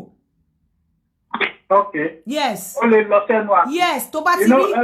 Àpẹntẹ́yàn bá mọ èèyàn máa ń béèrè. Bẹ́ẹ̀ ni torí ẹ̀ tẹ́ bá ti fẹ́ ra lubricant ẹ make sure pé tó wà edible àwọn kan wà tó jẹ́ pé even tẹ́ bá fẹ́ lo àwọn nǹkan there's something called edible sweet edible pants tó bá fẹ́ lá òbò obìnrin àwọn edible pants wà àwọn edible sweet wà tó máa dà sí yàtọ̀ sí Irish cream yàtọ̀ sí anything edible sweet wọ́n ń ta edible pants edible lubricant ó wà ní shop tó lè rà láti dà sójú òbò tó bá fẹ́ ṣe because there is tendency pé bóyá tí wọ́n bá dry lọ́kùnrin obìnrin lè gbé okó ó ní bó tún ṣe ń mu okó ńlá.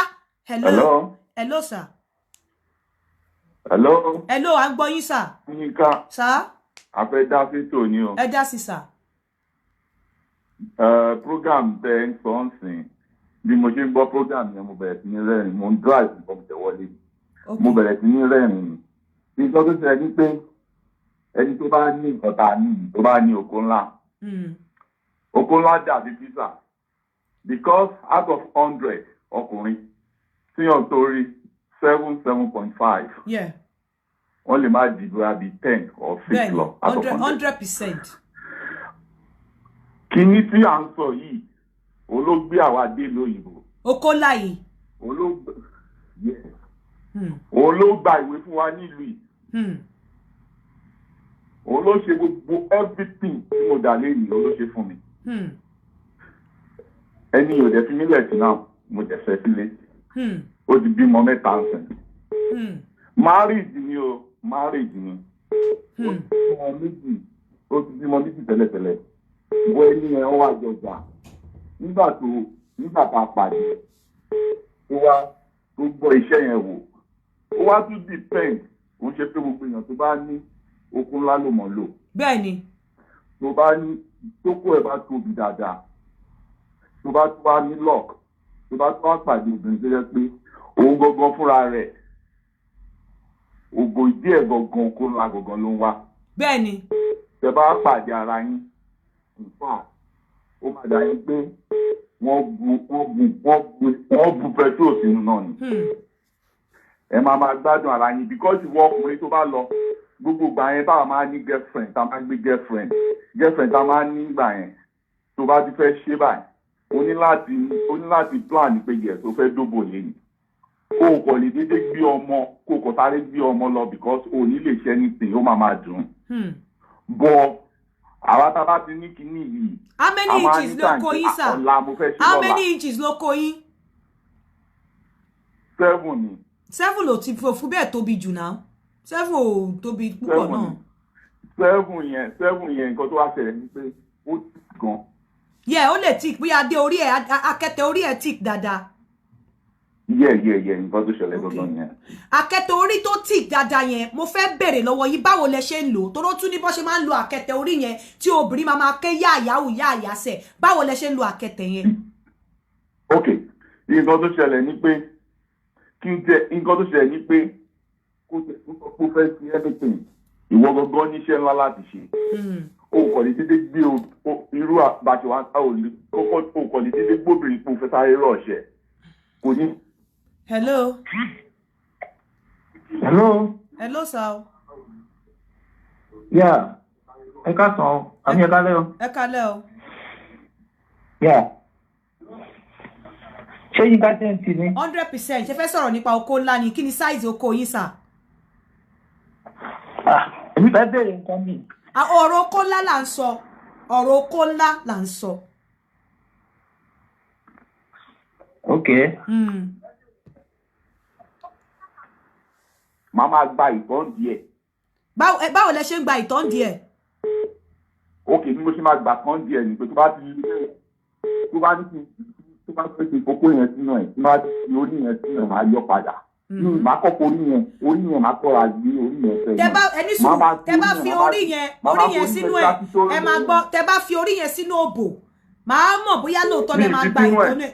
Níbo lẹ máa fi sí? Níbo lẹ máa fi sí? Níbo lẹ máa fi orí yẹn bó ló máa dé tẹ fi máa yọ padà? Káàpù yẹn gangan fúnra rẹ̀. Káàpù yẹn níbo ni káàpù yẹn máa kí ló. Gbé káàpù yẹn wọlé. Ok. Bọ̀ torí pé gbé káàpù yẹn wọlé bọ̀ máa make sure pé káàpù yẹn kọ́ ó máa kan kítóríì yẹn màmá bá dì o. Ok. Kítóríì yẹn màmá bá dì o. So kítóríì yẹn tí mo bá dì o yẹn gangan kítóríì yẹn gangan fúnra rẹ̀ màá ti rí pé ó ti red. Adẹ̀ ti red adẹ̀ ti máa sun màá ti máa rí pé màá ti máa rí àwọn kankan bíi omi bíi like. Ẹ ṣe sà ẹ jẹ́ ká gbé kọ́ mi ẹ jẹ́ ká gbé kọ́ mi sà ẹ jẹ́ ká gbé kọ́ mi sà. Hello.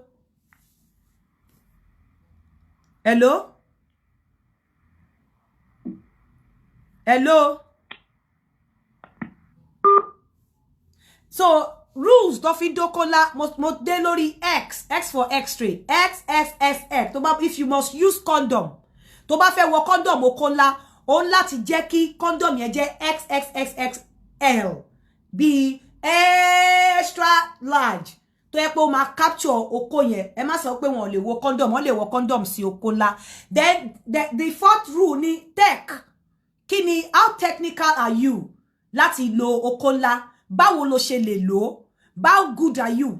Yeah, so àwọn rules yẹn F for foreplay, S for slow, X for maybe extra large condom, and T for tech. How technical are you? Báwo lo ṣe lè lò? Báwo no ṣe ń lò? Àwọn wo gogo ló máa ń wà. Ló jẹ́ pé àwọn gogo ni referee, àwọn gogo ló yẹ kó wà in charge of oko àti òbòdító fún ẹni tó bá ní oko ńlá. Ẹ jẹ́ ká cut ẹ níbí bá ilé ni. Tó bá tún di yes, XXXL. God bless you, Gbenga Ayọ̀délé. Àwa sọ ọ̀nà tí wọ́n fi ń dó oko ńlá, ọ̀nà tí wọ́n fi ń gba omi lóbò obìnrin. Tí ẹni tó ní oko ńlá fi ń gba omi lóbò obìnrin. Àsìkò wo ló yẹ kó lo adé orí oko ńlá? Àsìkò wo ló yẹ kó lo body oko ńlá kó rí bọ̀? Báwo ló yẹ kó ṣe lo adé orí oko ńlá? Torí nígbà míì tí oko bá tóbi, ó lè gùn, kó má sanra, kó má ní kìmí. Oko lè sanra, kó má gùn, ó dẹ̀ lè gùn, kó ní kìmí, ṣùgbọ́n kí adé orí ẹ̀ kó má gbé dúró dáadáa. Bí àwọn adé orí oko kan wà tí yẹ pé bí wọ́n ṣe máa rí gan máa dàbí apẹtẹ ni, tó jẹ́ pé wọn ò bí ẹrẹ̀ ìwọ obìnrin àbí ìwọ ọkùnrin ò lè rí gbogbo adé yẹn sínú òbò obìnrin lẹ́ẹ̀kan náà. Wá ṣe léṣe. Hello? Hello? Hello? Ẹ kálẹ́, ṣé fẹ́ bá a sọ̀rọ̀ lórí oko ńlá ni? I'm rounding up this show anyways. Ṣé fẹ́ bá a sọ̀rọ̀ lórí oko ńlá? Bẹ́ẹ̀ ni, a fẹ́ bá yín sọ̀rọ̀ lórí oko ńlá ni. Okay. But projection tèmi lórí oko ńlá tí mo fẹ́ sọ pé ṣé oko ńlá nìkan ni ẹ̀fín ló máa ń dógò jù? Àwọn ò sọ bẹ́ẹ̀ o. Hello bàbá, ṣé gbọ́ show yìí ṣá? Ẹ má béèrè àwọn question yẹn. Nobody tó ti condemn oko kékeré ń bí báyìí. A sọ pé àwọn tó ní oko ńlá la sọ, àti sọ pé oko ńlá ló ń dóbò jù, àti sọ pé oko kékeré ló ń dóbò jù. Kò sẹ́ni tó sọ bẹ́ẹ̀ nsìn. À ń sọ̀rọ̀ nípa oko ńlá. Bóyá after àti a bá ṣe oko ńlá tán, àwa sọ a fẹ́ kọ́ àwọn èèyàn tán lóko ńlá tó bó ṣe máa lò. Ẹlòmíì lóko ńlá ó fi ń hùndé obìnrin. Obìnrin mi lóko ńlá kò mọ bó ṣe máa ó lóko ńlá kò mọ bó ṣe máa gbà. So àti condemn ẹni oko ń bí báyìí. So obìnrin mi ní oko ńlá ó máa rí oko ńlá sá kò mọ bó ṣe máa lò. Ọkùnrin mi ní oko ńlá kò mọ bó ṣe ń lò fóbìnrin. So àwọn oko ńlá kan wà tẹ́ pé adé orí ẹ̀ lásán tóbìnrin bá rí ó ṣẹ̀rù bà obìnrin. Ó ṣẹ̀rù bà obìnrin. So kàn ṣe nǹkan tó láti ṣẹ̀rù bà wọ́n. Mi fẹ́ kí show yìí pẹ́. Ẹ má bínú. Ẹ jẹ́ kí show wa má máa ju 1 hour lọ. Tó bá di next tó bá bí Monday àbí Tuesday, àwa round up oko ńlá. Ẹlòmíì tó bá tún wá fẹ́ ní idea tó fẹ́ chip in fún wa. Mi ní parọ́ fún yín. Tó bá mọ oko ńlá dó, á jẹ́ kí oko kó sú ẹ. Tó bá mọ oko ńlá lò, á jẹ́ kí oko máa irritate obìnrin. Ẹ̀rọ kíníkà èmi mo kọ́ lóyún lẹ́fẹ̀ẹ́ ṣẹ́rí ẹni tó bá lóko ńlá tí bá ń twist tí ń lọnú tí ń yọ oko rẹ̀ tí ń wọnú tí ń jáde there is time tó ṣe pé ó yẹ tó fokó rẹ̀ sí wọ́ọ̀lù obìnrin náà tó máa twist rẹ̀ tó ìdímọ̀ tí máa ń twist rẹ̀ náà ó máa tan clitoris rẹ̀. Okay. Ṣé ìjọba? Ẹ ṣe ṣó ti yé yín tó bá mọ oko ńlá lò fóbìnrin ó máa jẹ́ kí obìnrin ètí oko. Tó bá mọ oko ńlá lò fóbìnrin ó máa tóbìnrin bá kọ́kọ́ rí oko ńlá ẹ̀rù máa kọ́kọ́ bà pé sára mi lélẹ̀ ìfẹ́ wọ̀. Lára àwọn nǹkan àwọn calming measure tí àwọn èèyàn ti lò ń bì ní pé you have to communicate. Ó sọ fóbìnrin yẹn pé relax, you will like it when we start. Ara àwọn nǹkan tó fi lè calm obìnrin nìyẹn. Irú ẹni tó fi mint sẹ́nu, irú mint yẹn sì bó ṣe rọra ń ta yẹ́rẹ́yẹ́ kò ṣe pé bóyá ó lo anything fún. Tí mint yẹn ṣe ti ayẹ́rẹ́yẹ́rẹ́ ó máa cool tension ẹ̀ ni. Ó máa cool tension ẹ̀ so á lè máa gbà títa yẹn kò ní jẹ́ kó mọ̀ pé okó yẹn wọnú òbò òun ó ń dùn òun títí. Then mo ti sọ fún yín lubricant is very important. Tá bá wá sọ tán báwo la ṣe ń lo adé orí oko sínú òbò obìnrin? Báwo la ṣe ń lo adé orí oko lórí clit? Tí a bá kọ́kọ́ fẹ́ fi adé yẹn sí inú òbò obìnrin, níbo ló yẹ ká fi sí dé? Ìwọ ló yẹ kó wọnú òbò. Ebo ló yẹ kí adé yẹn worí òbò obìnrin dé? Ṣó yẹ ká rí bọ́tọ́ ni? Ṣó yẹ ká fi sí dé half ni? Ṣé kò yẹ ká fi sí ju pé ṣé mọ̀ pé adé orí oko níbi ibi tó ká pé adé orí oko lélẹ́yìn. Ibi kan báyìí tó rọra ríra níbi láìnì tó wà níbi orí adé oko yẹn wọ́n máa ń nípọn jura wọn lọ ìmí máa ń nípọn pọ̀npọ̀n ìmí máa ra nípọn tírín but báwo ló ṣe yẹ ká jọ fi sínú òbò obìnrin báwo ló ṣe yẹ ká ṣe níbo ló yẹ ká fi sí dé níbo là ń aim at báwo ni position wo la fi fẹ́ dó obìnrin a máa sọ next time ẹ má jẹ́ kí show yìí máa ju 1 hour 20 minutes lọ yeah mo ti lo 1 hour 30 minutes nísìn so bí movement nínú òbò obìnrin a máa sọ ẹ má gbàgbé Danabix Homes and Properties ilẹ̀ wọn ṣì ń ta wàràwàrà ẹ contact mi ẹ pè mí lórí +447404851234 tí n bá lè ṣe matchmaking ní ọ̀la àbí Monday máa ṣe tí mi bá lè ṣe by Monday lágbára Ọlọ́run àwa conclude part oko ńlá concluding part oko ńlá àwọn bí obìnrin ṣe ń jókòó lé oko ńlá bí ọkùnrin ṣe ń fi oko ńlá sínú òbò obìnrin bí adé orí oko ńlá ṣe wọn lọ a ṣẹ̀ṣẹ̀ wá tá bá wá ṣe yẹn tán a wá ṣe medium size oko a ṣe oko kékeré a ṣe àwọn tí ó ní micro oko àwọn macro oko báwo náà ṣe lè fi dó obìnrin tí obìnrin dẹ̀ máa gbádùn ẹ̀ táwọn náà dẹ̀ máa gbádùn ẹ̀ kó tó dìgbà náà I say thank you all àjọ ríra pẹ̀láyé àti àlàáfíà ire o ó dàbọ̀.